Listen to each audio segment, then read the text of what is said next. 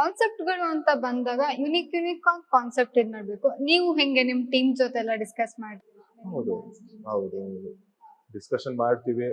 ಒಂದು ಒಂದು ಎಪಿಸೋಡ್ ಆಗಿದ ತಕ್ಷಣ ಇನ್ನೊಂದು ಎಪಿಸೋಡ್ ಆದಾಗ ಎಲ್ಲ ಫ್ರೆಂಡ್ಸ್ ಎಲ್ಲ ಸೇರ್ತೀವಿ ಮೀಟಿಂಗಿಗೆ ಅಂತಾನೆ, ಆ ಕಾನ್ಸೆಪ್ಟಿಗೆ ಅಂತಾನೆ ಒಂದು ಮೀಟಿಂಗ್ ಇಡ್ತೀವಿ.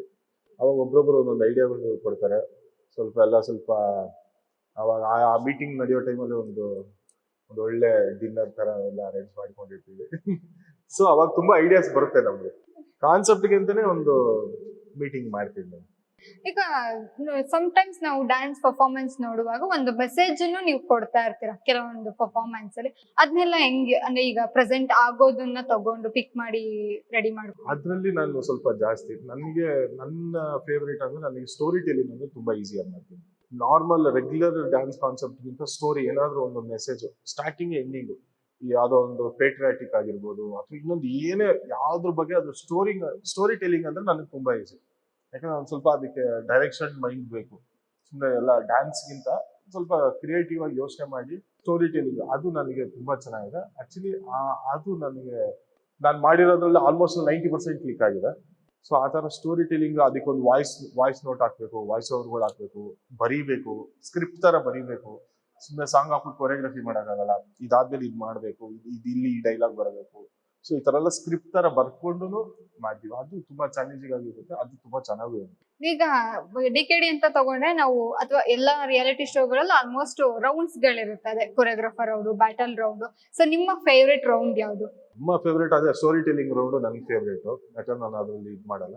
ಅದು ಬಿಟ್ರೆ ಕೊರಿಯೋಗ್ರಾಫರ್ ರೌಂಡ್ ಬಂದ್ರೆ ನಾವು ಪರ್ಫಾರ್ಮೆನ್ಸ್ ಗಿಂತ ಮಜಾ ಮಾಡೋದು ಜಾಸ್ತಿ. ನಾವು ಅದ್ರಲ್ಲಿ ಕಾನ್ಸೆಪ್ಟೇ ಮಾಡಲ್ಲ ನಾವು. ಕಾನ್ಸೆಪ್ಟ್ ಅಲ್ಲ, ನಮ್ ಇಷ್ಟ ನಾವೇನೋ ಮಾಡ್ಕೊಂತೀವಿ. ಅಂದ್ರೆ ಫನ್ ತುಂಬಾ ಎಂಜಾಯ್ ಮಾಡ್ತೀವಿ. ಇಡೀ ಸೆಟ್ ಕಾಯ್ತಾ ಇರುತ್ತೆ ನಾವೆಲ್ಲ ಡ್ಯಾನ್ಸ್ ಆಡ್ತೀವಿ ಅಂದ್ರೆ. ಸೊ ಇಡೀ ಜಡ್ಜಸ್ ಸಮೇತನು ಕಾಯ್ತಾ ಇರ್ತಾರೆ.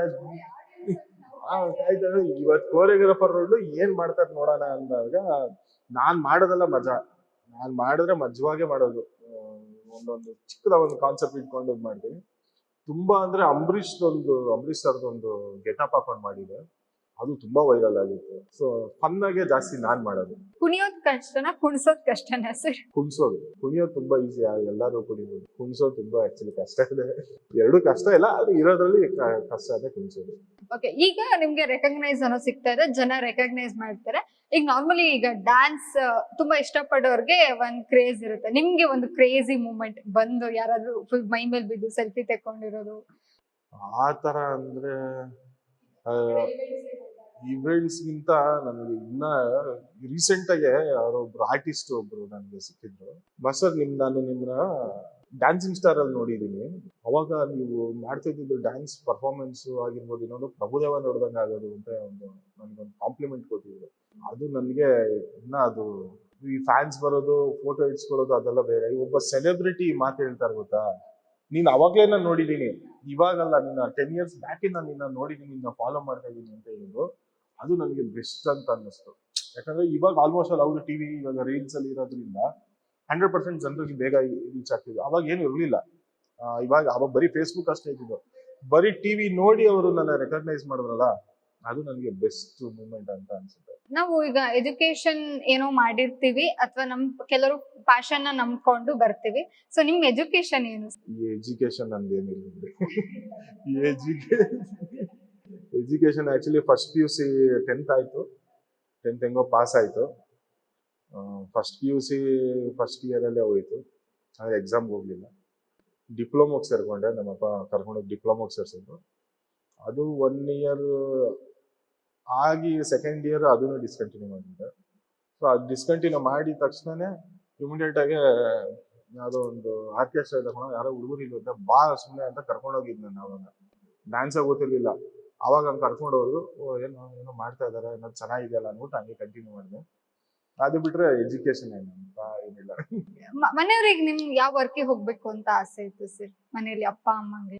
ನಮ್ಮ ಅಪ್ಪ ಅಮ್ಮ ಪೊಲೀಸ್ ಆಗ್ಬೇಕು ಅಂತ ತುಂಬಾ ಇಷ್ಟಪಟ್ಟಿದ್ದೀನಿ. ನನ್ನ ಪೊಲೀಸ್ ಆಗ್ಬೇಕು, ಇದಾಗ್ಬೇಕು, ಆತರ ಆಫೀಸರ್ ಆಗ್ಬೇಕು, ಏನಾದ್ರೂ ಸರಿ ಒಟ್ಟು ಗೌರ್ಮೆಂಟ್ ಕೆಲಸ ಅದಾಗಿರ್ಬೇಕು ಅಂತ ಇದು ಮಾಡಿದ್ರು. ಅದೇ ಹೇಳಿದ್ನಲ್ಲ ಸ್ಟಾರ್ಟಿಂಗ್ ಎಲ್ಲಾರ್ದು ಮನೇಲಿ ಡ್ಯಾನ್ಸ್ ಫೀಲ್ಡ್ ಹಂಗೆ ಹಿಂಗೆ ಅದು ಸಕ್ಸಸ್ ಆದ್ಮೇಲೆ ಅದು ಚೇಂಜ್ ಆಗಿದೆ 100%. ಇವಾಗ ಸ್ವಲ್ಪ ಪ್ರೌಡ್ ಆಗಿದ್ದಾರೆ ನಮ್ಮ ಮಗ ಅಪ್ಪ, ಏನೋ ಆಫೀಸರ್ ಅಲ್ಲ ಇಲ್ಲದೆ ಇದ್ರು ಅಟ್ಲೀಸ್ಟ್ ಲೈಫಲ್ಲಿ ಏನೋ ಒಂದು ಸಾಧನೆ ಅಂತೂ ಮಾಡಿದಾನೆ ಅನ್ನೋದೊಂದು ಖುಷಿ ಇದೆ ಅವ್ರಿಗೆ ಇವಾಗ. ಈಗ ಯಾರೇ ಕೊಟ್ರು ಅಪ್ಪ ಅಮ್ಮ ಕೊಡುವಂತ ಕಾಂಪ್ಲಿಮೆಂಟ್ ಮುಂದೆ ನಮಗೇನು ಅನ್ಸಲ್ಲ. ಸೊ ನಿಮಗ್ ಸಿಕ್ಕೇ ಇರೋದು ಅಪ್ಪ ಅಮ್ಮನ ಕಡೆ. ಡೈರೆಕ್ಟ್ ಆಗಿ ಕೊಡಲ್ಲ ಅವರು, ಡೈರೆಕ್ಟ್ ಆಗಿ ಏನೋ ಸಖತ್ ಹಂಗಂತ ಹೇಳಲ್ಲ. ನಮ್ಮಪ್ಪ ಅಲ್ಲ ಅವ್ರ ಫ್ರೆಂಡ್ಸ್ಗಳೆಲ್ಲ ಬರ್ತಾರೆ, ನಮ್ಮ ಮಗ ಡ್ಯಾನ್ಸಿಂಗ್ ಸ್ಟಾರ್, ಡ್ಯಾನ್ಸ್ ಮಾಡಿದ್ರೆ ನಮ್ಮ ಮಗನೇ ಏನು ಅಂದ್ರೆ ಅವಾಗ ಅವ್ರು ಪ್ರೌಡ್ ಆಗಿ ಒಂದು ಮಾತಾಡ್ಕೊಂತಾರೆ ಗೊತ್ತಾ, ಅದೇ ಸಾಕು. ಅವ್ರು ನಮ್ಗೆ ಡೈರೆಕ್ಟ್ ಆಗಿ ಹೇಳ್ದೇ ಇದ್ರು ಅಲ್ಲಿ ಕಣ್ಣಲ್ಲಿ ಅವ್ರ ಹತ್ರ ಬೇರೆಯವ್ರ ಹತ್ರ ಹೇಳ್ಬೇಕಾದ್ರೆ ನನ್ನ ಮಗ ಅಂತ ಅದು ಅಲ್ಲೇ ಗೊತ್ತಾಗ್ಬಿಡುತ್ತೆ ಅವ್ರು ಎಷ್ಟು ಖುಷಿ ಪಡ್ತಾ ಇದ್ದಾರೆ ಒಳಗಡೆ. ಸೊ ಫೈನಲ್ಸ್ ವರ್ಗೂ ಎಷ್ಟು ಪ್ರೆಸರ್ ಇರುತ್ತೆ ಸರ್ ನಿಮ್ ಮೇಲೆ ರಿಯಾಲಿಟಿ ಶೋ ಇದ್ದಾಗ? ನಾನು ಹೇಳಿದ್ನಲ್ಲ ಅವಾಗ್ಲೇ, 2 ತರ ಇದೆ ರಿಯಾಲಿಟಿ ಶೋ ನಲ್ಲಿ. ಒಂದು ಪ್ರೆಷರ್ ಇಲ್ಲದೆ ಇರೋದು, ಏನಂದ್ರೆ ಬರೀ ಟ್ಯಾಲೆಂಟ್ ತೋರಿಸಿ ನಿನ್ ಕೊರಿಯೋಗ್ರಫಿ ನಿನ್ ಕೆಲಸ. ಒಂದು ಪ್ರೆಷರ್ ಇರೋದು ದುಡ್ಡು ಖರ್ಚು ಮಾಡೋದು, ಅದು ತುಂಬಾ ಪ್ರೆಷರ್ ಆಗ್ಬಿಡುತ್ತೆ. ನಾವು ನಾರ್ಮಲ್ ಒಂದು ಎಪಿಸೋಡ್ ನೀವು ಮಾಡ್ತೀರಾ ಅಂದ್ರೆ ಒಂದು 50,000 80,000 1 lakh ಒಳಗಡೆ ಆಗುತ್ತೆ ಏನು 1 ವೀಕ್ಗೆ. ಸೊ ನಾವು ಅದನ್ನ ಒಂದು 30 ಎಪಿಸೋಡ್ ಮಾಡಿರ್ತೀವಿ. ಫೈನಲ್ಸ್ಗೆ ಹೋಗ್ಬೇಕಾದ್ರೆ ನಮ್ಮ ಅದ್ರ ಹತ್ರ ಇನ್ನೊಂದು 10 ಲಕ್ಷ ಖರ್ಚು ಮಾಡ್ಬೇಕು ಫೈನಲ್ಸ್ ಒಂದೇ ಒಂದು ಪರ್ಫಾರ್ಮೆನ್ಸ್ಗೋಸ್ಕರ.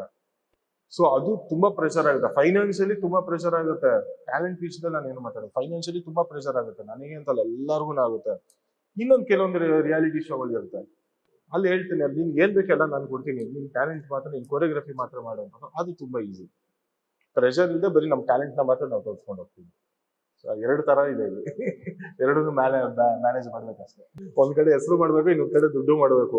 ದುಡ್ಡು ಮಾಡ್ಬೇಕಾದ್ರೆ ನಾವು ಹೈದರಾಬಾದ್ ಆ ಕಡೆ ಹೋಗ್ತೀವಿ, ಚೆನ್ನೈ ಹೈದರಾಬಾದ್. ಅಲ್ಲೇನಿಲ್ಲ, ನಮ್ಗಿಲ್ಲಿ ಬೆಂಗಳೂರು ಕರ್ನಾಟಕ ಕೊರಿಯೋಗ್ರಾಫರ್ಸ್ ಅಂದ್ರೆ ತುಂಬಾ ವ್ಯಾಲ್ಯೂ ಅಲ್ಲಿ. ಹೈದರಾಬಾದ್ ಅಲ್ಲಿ ನೀವು ಇವಾಗೂ ಪ್ರೆಸೆಂಟ್ ಇವಾಗ ನೋಡಿದ್ರು ಹೈದರಾಬಾದ್ ಅಲ್ಲಿ 80% ಕನ್ನಡದವರೇ ಇರೋದು, ಕೊರಿಯೋಗ್ರಾಫರ್ಸ್ ಆಗಲಿ ಕಂಟೆಸ್ಟೆಂಟ್ಸ್ ಆಗಲಿ. ಅಲ್ಲಿ ನಾವೇನಾದ್ರು ಇಲ್ಲಿ ಕನ್ನಡ ಕೊರಿಯೋಗ್ರಾಫರ್ಸ್ ಅಲ್ಲಿ ಏನಾದ್ರು ಹೋಗ್ತಾ ಇದ್ದೀನಿ ಅಂದ್ರೆ ಸಖತ್ ಡಿಮ್ಯಾಂಡ್ ಇದೆ, ತುಂಬಾ ಟ್ರೀಟ್ಮೆಂಟು ಚೆನ್ನಾಗಿದೆ. ಸೊ ಅಲ್ಲಿ ನಮ್ಗೆ ತುಂಬಾ ಫೆಸಿಲಿಟೀಸ್ ಆಗಿರ್ಬೋದು, ಇನ್ನೊಂದಾಗಿರ್ಬೋದು, ಅಲ್ಲಿ ತುಂಬಾ ಚೆನ್ನಾಗಿ ಕೊಡ್ತಾರೆ. ಕನ್ನಡ ಚಾನೆಲ್ಸ್ ಬಿಟ್ಟು ಇನ್ ಯಾವ್ಯಾವ ಭಾಷೆ ಚಾನೆಲ್ಸ್ ವರ್ಕ್ ಮಾಡಿದೀರಾ? ನಾನು ಅದೇ ಕನ್ನಡ, ತೆಲುಗು, ತಮಿಳು, ಮಲಯಾಳಂ. ಸೊ ಲ್ಯಾಂಗ್ವೇಜ್ ಅಥವಾ ಸಾಂಗ್? ಇಲ್ಲ, ತೆಲುಗು ಸ್ವಲ್ಪ ಗೊತ್ತು, ತಮಿಳು ಸ್ವಲ್ಪ ಗೊತ್ತು, ಮಲಯಾಳಂ ಏನು ಗೊತ್ತಿಲ್ಲ. ಸೊ ಅಲ್ಲಿ ಹೋದಾಗ ನಾವು ಒಬ್ರೊಬ್ರು ಅಸಿಸ್ಟೆಂಟ್ಸ್ ನ ಇಟ್ಕೊಂಡ್ಬಿಡ್ತೀವಿ, ಅಲ್ಲಿನ ಲೋಕಲ್ ಅಸಿಸ್ಟೆಂಟ್ಸ್ ನ ಇಟ್ಕೊಂತೀವಿ. ಸೊ ಹೈದರಾಬಾದ್ ಹೋದಾಗ ಅಲ್ಲಿನ ಯಾರಾದ್ರೂ ಒಬ್ರು ಇಟ್ಕೊಂತೀವಿ. ಸೊ ಸಾಂಗ್ಸ್ಗೆಲ್ಲ ನಮ್ಗೆ ಈಸಿಯಾಗಿ ನಮ್ಗೆ ಗೊತ್ತಾಗ್ಲಿಲ್ಲ ಅಂದ್ರೆ ಅವರೇ ಹೇಳ್ಕೊಂಡು ಇದು ಮಾಡ್ತಾರೆ. ಸೊ ಬರೀ ಕೊರಿಯೋಗ್ರಫಿ ಮಾತ್ರ ಮಾಡೋದು.